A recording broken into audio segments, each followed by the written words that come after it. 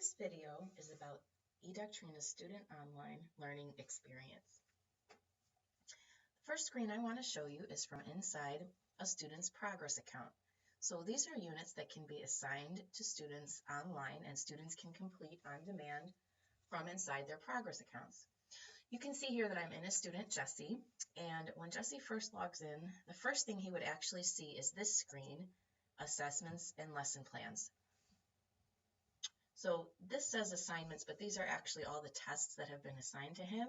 And over here, lesson plans and any units, those are just the templates that were used for lesson and unit planning. The interactive curriculum is actually over here under the tab Learning Experience. And you'll see that in his account, 2 units have been assigned to him, one called Aircraft Maintenance and one called Spain. And each of these units has different learning experiences within the unit. So the first unit has 4 learning experiences. They can be thought of as lessons. And the second unit has 2 learning experiences. You'll see that the student is going to see a progress column indicating how far he is in completion of the unit. So this first lesson or learning experience, he's completed. He's about 2/3 done with the second, and he has not yet started the third and fourth. You'll also see that he has a play button next to the units that are the learning experiences that are available for him to open. And some have an exclamation point. That means that he is not yet able to open those units. There could be a couple of reasons. First of all, teachers have the ability to embed controls that would prevent students from moving on to a new learning experience until they've completed requirements for a previous learning experience. So that can include spending a certain amount of time on the page, getting a certain score on a test, maybe uploading a document. And so there are several of these controls that teachers can embed so that students are not able to progress until they've met those requirements.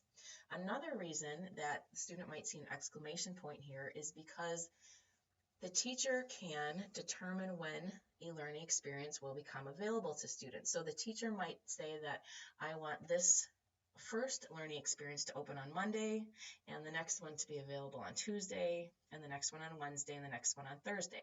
So if that time has not elapsed between the second and third learning experience, whatever the teacher has set up in the design screen, that learning experience may not yet be available to students. So those are just a couple of reasons you might see an exclamation point here. So let's look at what some of these lessons can look like from inside the student's progress account.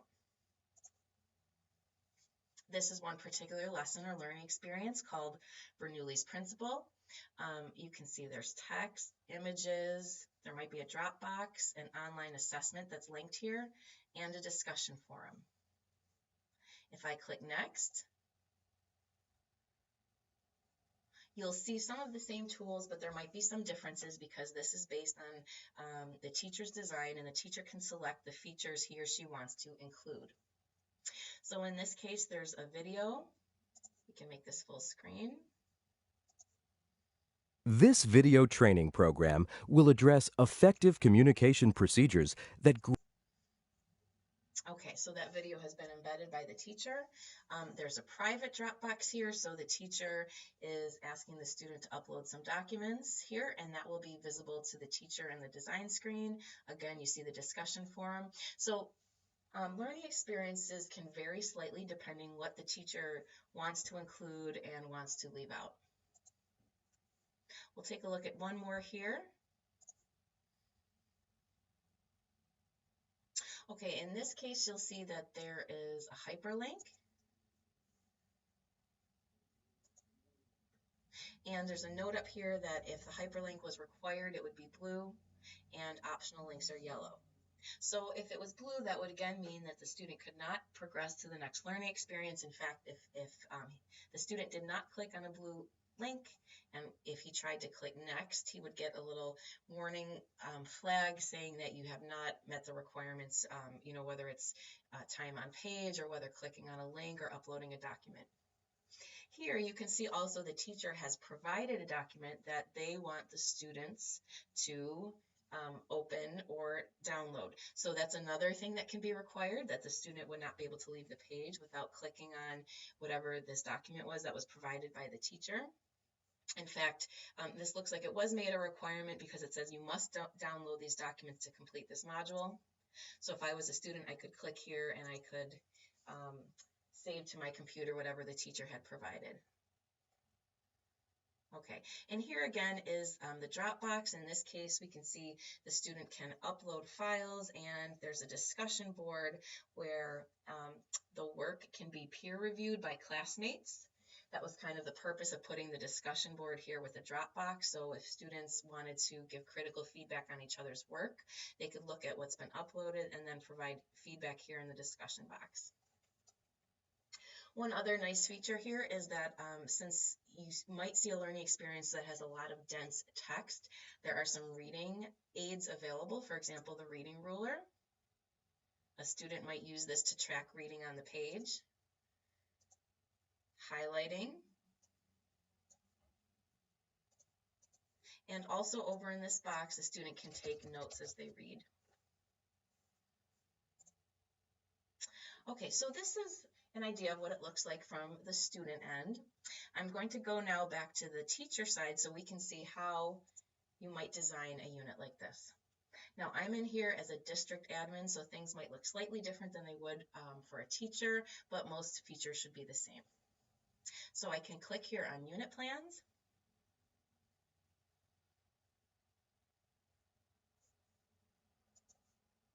Okay. If I clear my filters and all my units come up, you'll see that there are some units that look different than others because they have a couple additional buttons here. This is how you know that these have been created to be student online learning experience units, because if you hover over the person icon, it says that this unit can be assigned to students, so that means it can be assigned into their progress accounts. And if I hover over this chart icon here, this is a way to get a monitoring report, or that I can see how students are progressing through the learning experiences. If I wanted to assign a unit to a student, I could just click here. This would bring up, as a teacher, all the students that were linked to me through my courses and classes. Of course, because I'm in as a district administrator, I'm seeing many, many students. But the blue asterisk indicates that the unit has been assigned to a student. If I wanted to assign a unit to a student, I could just click in the checkbox and click proceed. That unit has now been assigned. And if I made a mistake or I wanted to remove this unit from a student's account, I could just click on the blue asterisk and I get a note that the student has been unassigned. Okay, so if I wanted to get an idea of how students were progressing through the learning experiences, I'm going to bring up a unit that I know has some data. Okay, so here's my activity monitor. And we saw this unit from the student's account, so we know that there are 4 learning experiences. Those are in yellow. And the features that a teacher has chosen to activate, which within each learning, within each learning experience, those are what you see to the right of the yellow box. And you'll see that it gives me some idea here of how far students have come in each of the lessons or each of the learning experiences. So I'm going to come back to the screen once you understand what each of these pieces mean. I just want to point out here that the envelope is where you can email the student if you wanted to correspond with them about their progress in the unit. Okay, for now I'm going to actually go into the unit editing page by just clicking the edit pencil. So this is a Soleil unit that's already been created. And the first thing you're going to see is that the screen looks very much like a traditional unit planning screen. The main difference here is that the type that's been selected, instead of selecting just teacher unit, which would give me the traditional unit planning template, I have other choices here. I either have student online unit or teacher and student unit.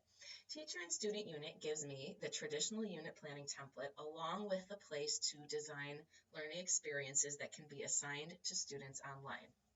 So because I do have teacher and student unit selected and I have the traditional unit planning template, Most of what you will see at first looks the same. You have a general section, a standard section, you have your content section with boxes for planning the parts of your unit, and now it's going to start to look different because I have a section here for learning experiences.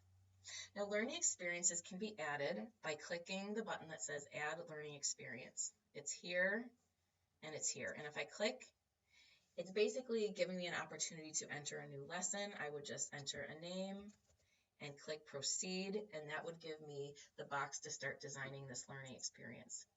But let's look at some that have already been created. So as we've already seen, this unit has 4 learning experiences. Here's 1, here's 2, here's 3, and here's 4. Each learning experience has 6 basic features that can be activated to create a unique holistic learning experience. So the first one is the WYSIWYG editor. The second one is text links. The third is attachments. The fourth is assessment. The fifth is forum, meaning discussion forum. And the last is Dropbox. WYSIWYG editor, this is the place where if you click in the white box, your editing tools will come up. So this is a place where you can cut and paste text, you can type, you can add images, you can either cut and paste images, you can upload them from your computer, you can create hyperlinks, tables, you can embed media, equations, that can all be done here. So in this case, some things have been cut and pasted already. If I go down here to learning experience number 4, I have kind of a clean slate, so I'll just show you if I click here. I can type. This is where I can embed media. So if I had the YouTube link or any other URL to a video, I could just put that here, click OK. So you'll see that, let me go back up to these other learning experiences. So get rid of that.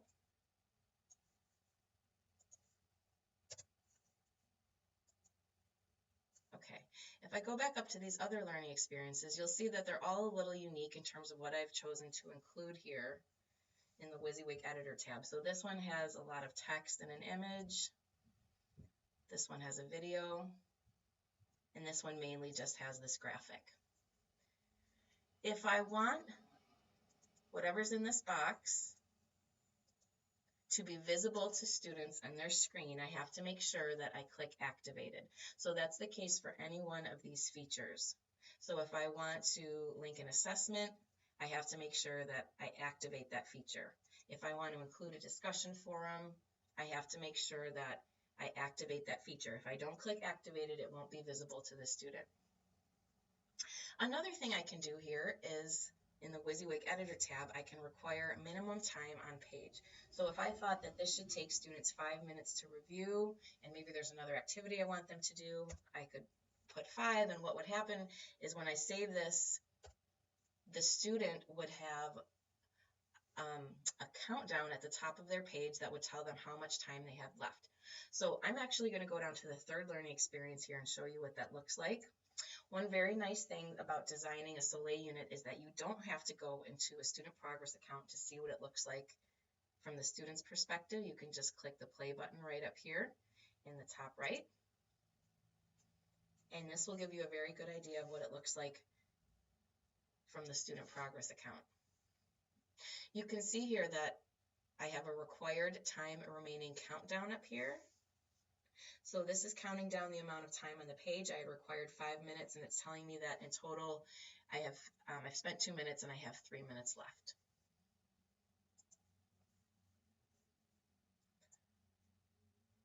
Okay.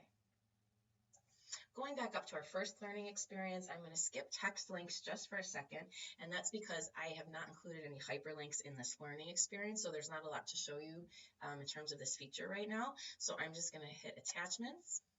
And attachments, if I activated this, this would allow me to upload documents from my computer that would be available to students. In fact, if I go down to the third learning experience, I believe This has an attachment.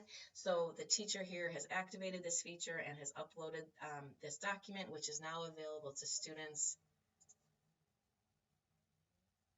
on their end. I'll show you what that looks like here. So a student can click on this and or download it. Okay, assessments. Again, I'm going to go back up to our first learning experience. In this case, an assessment has been linked. Now, I have a choice here. I can require a minimum score. Maybe I want the student to get a 70. And I then have a choice of what to do if a student does not get that required score the first time they take the test. I can have the test immediately reassigned, or I can have the student go back and complete the learning experiences that led up to that test, if that was the case, like if that would help them to review and to pass. So that's my choice here. I do not have to set a minimum required score.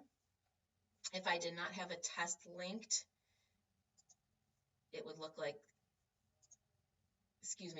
this. So you could activate this feature, and then you can either insert a test. If I clicked insert, this would take me to the test creation screen. And if I click link existing, it will give me a choice of all the tests that are available to me, and I could just select the one that I want to link. Okay, back up to this first learning experience. If I click forum, this is where I can activate a discussion forum. And please note that when students post and reply to the discussion forum, it will show up here for the teacher, so the teacher does not have to go into the student's progress account. You can monitor the discussion right from the unit design screen. I can also require a minimum amount of posts and replies. And finally, my Dropbox. So here's where I can decide if this is going to be private or if it's going to be public, either to all students in the district or to whomever's taking the class. I can decide if I want students to upload a minimum number of documents. I can decide if I want to include a discussion board or not. If I want to require teacher approval, and I will show you more about that in a second.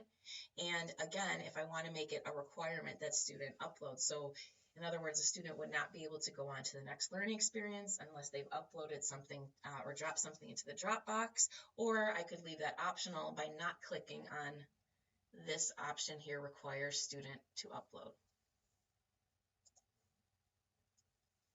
Okay, I want to show you a little bit more about this text links feature since I did not have one available here. So I'm going to go to a different unit. This one's called Spring. And again, a lot of this looks the same until I get down here to my learning experiences section. So you'll see here that I have some hyperlinks that are yellow.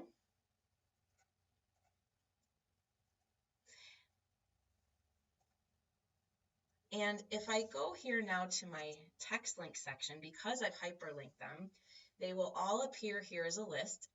And what I can do is I can indicate whether I want the student to click on the link as a requirement before moving on to the next learning experience, or whether I want it to be optional. And from the student vantage point, if it's required, the link will appear blue, and if it's optional, it will appear yellow. So let's take a look at this from the student side. Okay, you'll see that the yellow links are up here. And these, because they've been required by me and my unit design screen, these appear blue for students.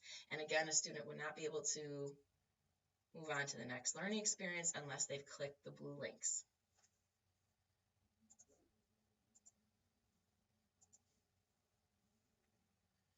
Okay, another feature here in the WYSIWYG editor, I'm going to go down to the second learning experience here to give you a better idea of how it works, would be minutes time since last learning experience. And this is where you can say how much time you want to elapse between learning experiences, and this would determine when this becomes available to students. So if I said I wanted 2 hours to pass from the time the student opened learning experience 1 until the time they were able to open learning experience 2, since this is measured in minutes, I would just put here 120 and save.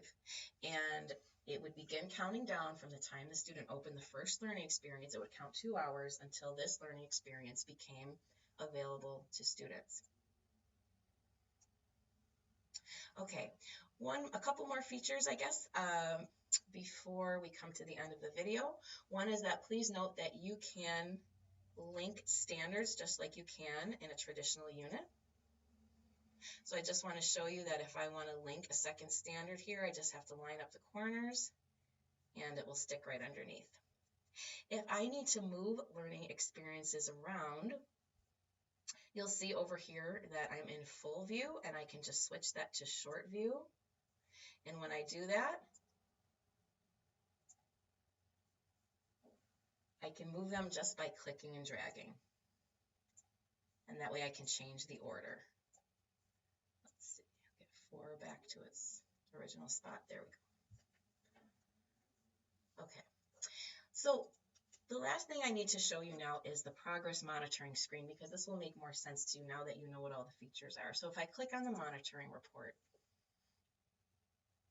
here's what this is saying to me. It's saying that these students have completed 100% any requirements that I've set up for these 5 features. So I have something in the WYSIWYG editor, I have an attachment, I have an assessment, I have a form, and I have a Dropbox. However, in this first lesson, I've not made any of these required, so eDoctrina is interpreting this as complete because there's nothing to measure it against.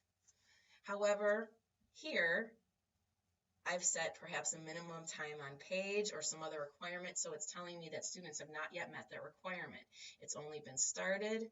They're about 50% complete because the discussion forum piece is C for complete. However, this has not been completed yet. And we can see that there's time required perhaps on the page, and the student has not spent enough time with that learning experience. This is the feature where an item that the student uploads or puts in the Dropbox can require teacher approval. So you'll see that if I unclick this, it means it was disapproved. And then if I check next to the C here, that means approved. So that will communicate to the student whether or not the item they submitted has been approved or not approved in the Dropbox.